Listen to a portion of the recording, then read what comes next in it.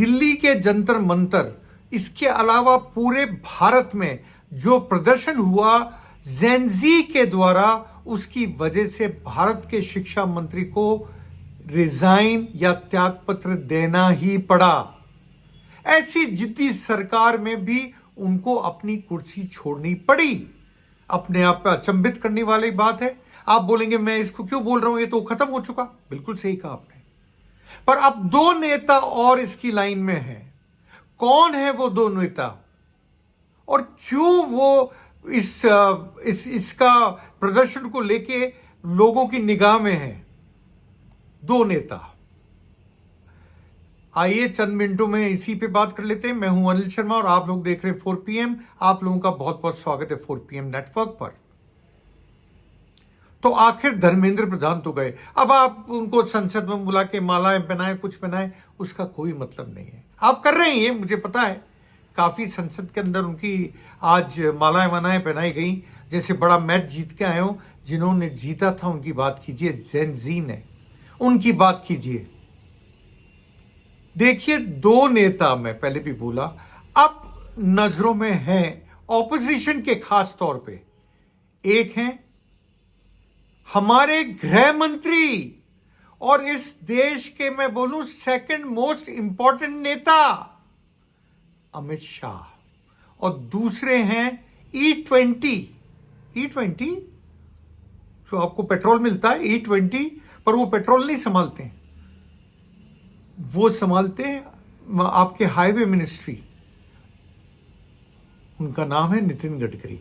ये दो, क्योंकि कल से मैं देख रहा हूं एक बड़ी अजीब चीज हो रही है सोशल मीडिया पे, E20 करके एक पार्टी भी आ गई है, खड़ी हो गई है इंस्टा पे और एक्स के ऊपर। पर सबसे बड़ा अंतर जिसको ऑपोजिशन कॉर्नर करना चाहता है, वो है हमारे गृह मंत्री अमित शाह।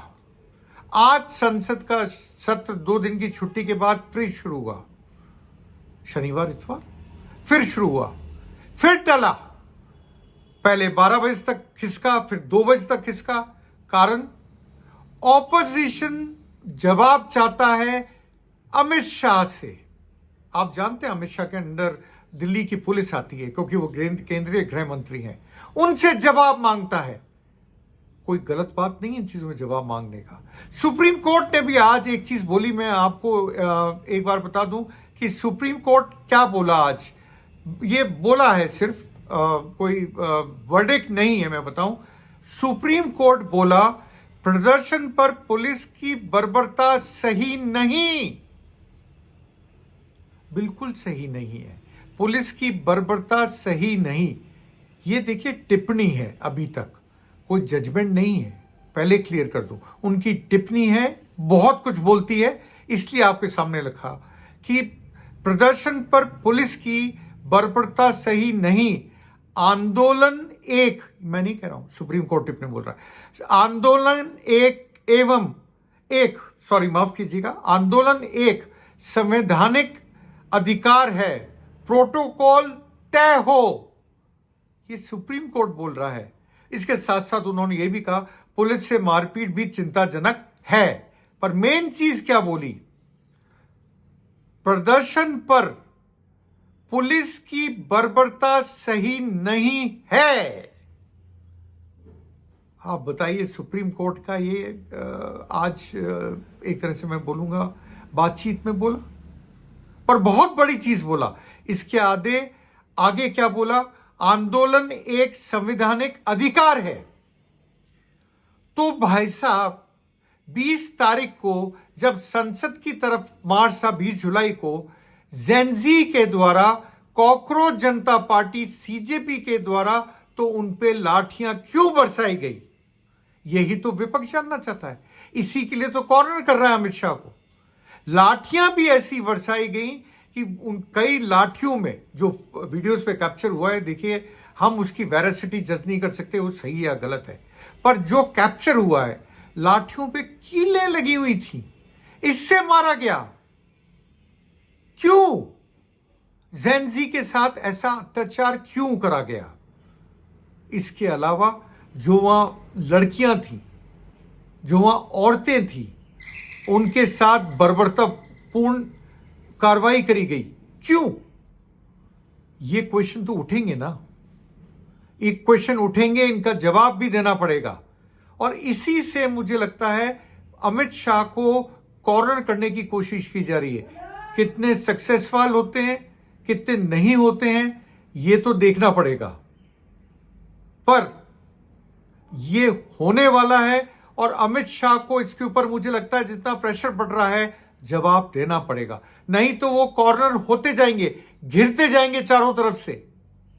और उनको ये उम्मीद अमित शाह को भी नहीं होगी, तो क्या अगला विकेट अमित शाह है?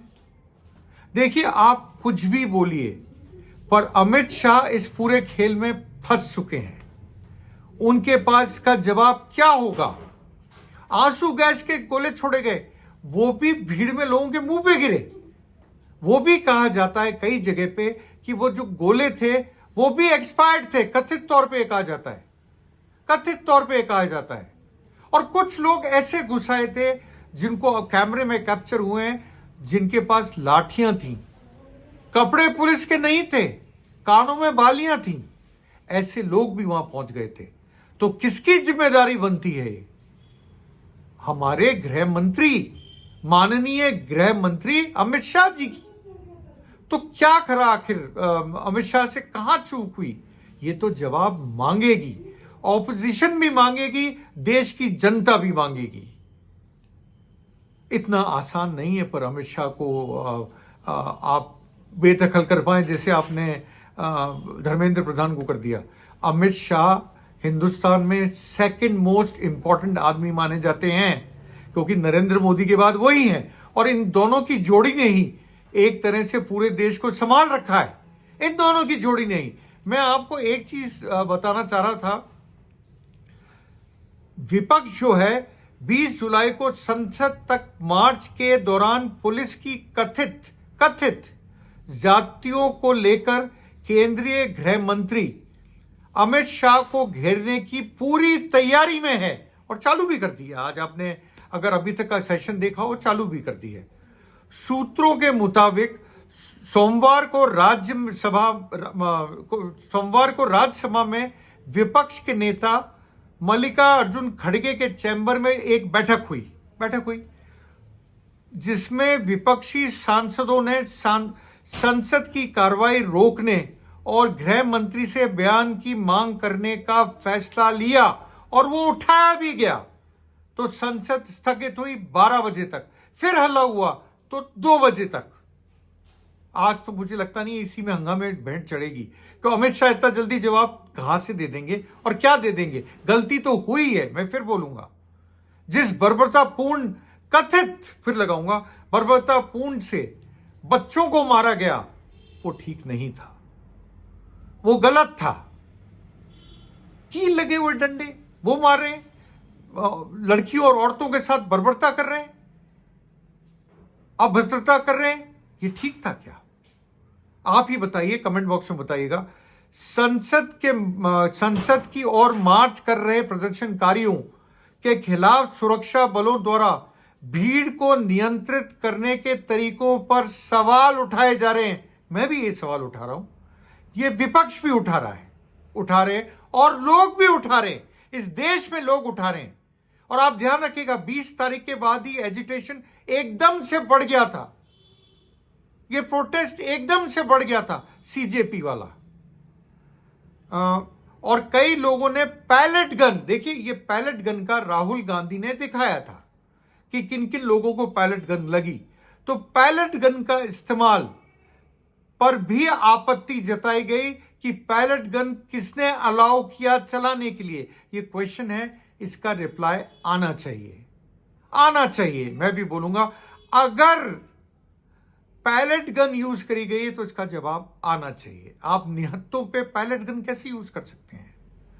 आगे बढ़ता हूं। राहुल गांधी ने, लीडर ऑफ ऑपोजिशन ने, कांग्रेस के नेता ने गृह मंत्री को पत्र लिखकर छात्र प्रदर्शनकारियों पर हुए बर्बर हमले, वो इसको बर्बर हमला बोलते हैं, के लिए जवाबदेही की मांग की, अकाउंटेबिलिटी मांगी। धर्मेंद्र प्रधान भी अकाउंटेबिलिटी में गए। अकाउंटेबिलिटी कौन है रिस्पॉन्सिबल, कौन है अकाउंटेबल इन सब चीजों के लिए, यही तो पूछा गया। इस बात का संकेत था कि विपक्ष अब शाह के खिलाफ मोर्चा खोलने की योजना बना रहा है। देखते हैं सरकार इससे बाहर कैसे निकलती है। बड़ा इंटरेस्टिंग चीज है इतने बड़े नेता से जवाबदेही लेना, अकाउंटेबिलिटी लेना, रिस्पॉन्सिबिलिटी की बात करना। पर हां, अमित शाह गिर चुके हैं, ये बात माननी पड़ेगी। विकेट गिरता है नहीं गिरता है, कुर्सी जाती नहीं जाती, ये तो आने वाला टाइम बताएगा। और E20 पे नितिन गडकरी भी अब लाइन में है, लोगों की नजरों में है। क्या होता है आगे इस देश में पॉलिटिक्स में, जो दिखता है वो होता नहीं, जो होता है वो दिखता नहीं। खैर, आप लोगों का मेरे से जुड़ने के लिए बहुत बहुत धन्यवाद। मिलता हूं जल्द अपने नए वीडियो के साथ। तब तक यूं ही देखते रहिए, लाइक कीजिए, सब्सक्राइब कीजिए, फॉलो कीजिए, शेयर कीजिए 4PM न्यूज़ नेटवर्क को। आप लोगों का बहुत बहुत शुक्रिया।